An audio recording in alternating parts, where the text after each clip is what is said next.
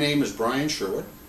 I am a former captain with the Toronto Fire Service, and I'm going to talk to you right now about chemotherapy, patients receiving chemotherapy, and people that are dying of infections that they pick up while being treated for chemotherapy.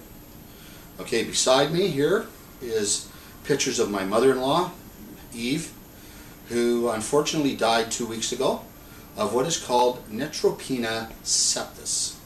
And what that is that once you're on chemotherapy, within about a week, your white blood cell count goes very low. And you're very, very susceptible to picking up an infection. Now, it can be from as simple as a bacteria already in your own stomach, to gingivitis on your teeth, to a possible cold, or something that you've been exposed to in the environment that you're around. The problem is that you can die of it, and many people are. From the studying that I've been doing and the research I've done, it looks like in the United States someone is dying of sepsis every 2.5 minutes in the United States. If we expropriate those or expand those figures into Canada, or retract them for Canada, whatever way you want to do it. Canada's a tenth the size. We're looking at probably someone dying every 25 minutes of sepsis. Plain and simple, here are the signs of a person with chemotherapy that they may be having troubles. First off, if they have a temperature that's over 38 degrees centigrade or over 100 degrees Fahrenheit. Next, they may not show that they have a temperature problem. They might not have a temperature spike, but they have the chills. They have a bone chilling through their body, bone chilling chills. Okay? The next one could be unusual bruising or bleeding.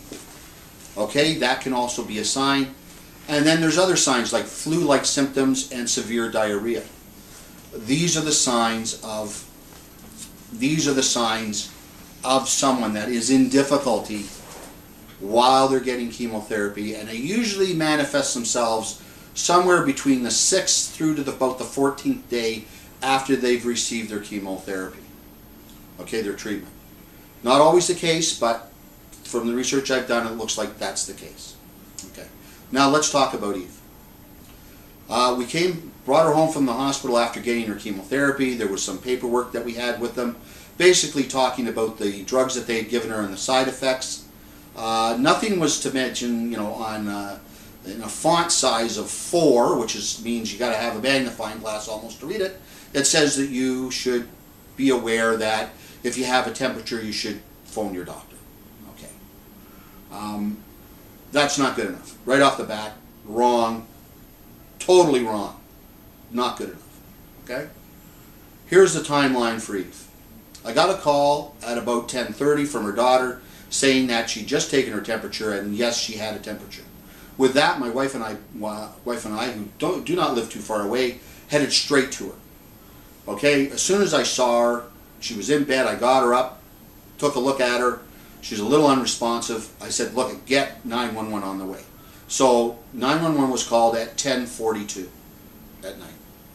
Okay, she was at the hospital at 11 o'clock. At 11 o'clock, she ended up on a gurney in a hospital hallway and stayed that way until approximately 11:45. Okay. At 11:45, she was put in a room and seen by a doctor. At 12:15, they drew blood and sent it out for blood work. At approximately 1:30, the blood work came back, and of course it said that she had a very low white blood cell count, which we already knew before we even took her there. The doctor ordered antibiotics. Broad-based antibiotics were delivered intravenously at 1:50. Okay, and at 3:30 in the morning, she was declared dead. That simple. 2 weeks before, the woman was working out of curves. Okay, had a fairly active life. Right, this should not have happened. Now, how do you prevent this? Well, first off, you'll see in my hand, this is an in-your-ear thermometer. Okay, I press a button, I press another button, I put it in my ear. Okay, I hear a little beep, beep, I take a look, and lo and behold, I have a normal temperature. That's how easy it is to take a temperature now. Okay, no more do we have to put a thermometer under someone's mouth, okay, under their armpit, or in the nether region that we won't even talk about. Okay? How much are these? You can get them for as low as $40, and anywhere between $75 and $40. If the hospital had told us that it was imperative that we keep an eye on her temperature, we would have had one of these. Why do I recommend this? Because a lot of people on chemotherapy are somewhat irritable. I know that from the fire department, being a firefighter. Sometimes they're not the easiest to get along with because they're not well. Okay? There's nothing wrong with the people. They're just not well. Okay? This is very evasive. This gives you a very quick 2 seconds to get a reading from a person. That's why I recommend this. Okay, next. All right? You have to, this is not guaranteed that this will tell you that they have an infection. So the other thing is you have to watch and monitor the condition. If they get the chills, which is another big sign, they get the chills, okay, but they may not have a temperature spike, you got to get them to the hospital. Now, once he passed away, I Googled this Neutropenia septis. And what did I find out? I found out that there's many a guideline for the general practitioners on how to treat people with this. Okay? Basically, they need to get the antibiotic ASAP, as fast as possible. Hopefully within an hour of them getting to the hospital, they are given a broad-based antibiotic, even before blood work may be taken or given. Okay? They also can receive, if they've gotten the right meds, platelets. Okay? That's another thing. In our particular case, my wife showed up at the hospital, and us being fairly high-tech people, she had, in Ontario, the e-health. Okay? Thanks for my wife reminding me. She had the e-health file completely on her smartphone. My chart. Okay? Which is called My Chart from Sunnybrook. All right. We offered all the details of every single test she'd taken, every single diagnosis, every pill she'd been taking, anything put into her system was on this My Chart. We offered it to the hospital. Okay, we wanted to email it to them or even fax it to them. The doctors didn't want to see it. So here we are in the province of Ontario. We've invested billions of dollars into these systems of e-health, and lo and behold, the local regional hospital doesn't want to have anything to do with it. Doesn't even know about it. Matter of fact, once we interviewed the people at the hospital after the fact, said they'd never even heard of this. That this is the first time this has ever happened, that someone brought a full medical record in on a smartphone. I told them, guess what? It's not going to be the last. Maybe the first, but it sure isn't going to be the last, because that's the way it's going to be in the future. So we're probably a little bit ahead of the curve. The bottom line is this lady did not have to die.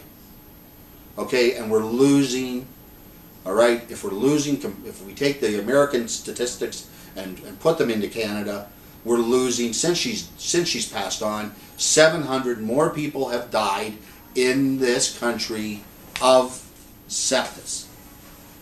Unnecessarily, in many of the cases. Okay? And it's completely, we have the drugs to cure it. Okay? We don't have to reinvent the wheel. It isn't rocket science. We're ready to go. It's a matter of coordinating with the cancer centers, giving out a little bit more information, and with the regional health centers understanding how to treat these people and the urgency of what it is when they come in. Okay? Basically, these people are VSA. Vital signs absent. Well, they're not vital signs absent when they arrive at the hospital, but their vital signs will be absent within 3 to 4 hours if they're not treated properly. Okay? And that's the way it is. And it's my pledge to, one, to make sure I teach as many people as I can the symptoms and what to look for, and two, that if you don't have one of these, I'm going to get you one of them before you leave the hospital from your first chemotherapy. All right? That's my pledge. I refuse to lose another person to something as simple as taking a temperature or having a family member notice that they have a bone-chilling chill. Please help me. Pass this video on to your friends. Talk about it in your groups.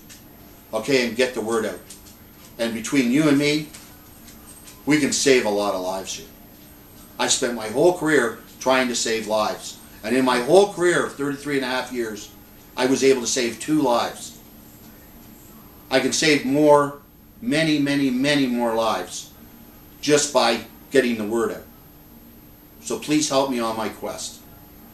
Thank you for your time. The project is called the Eve Project. Thank you.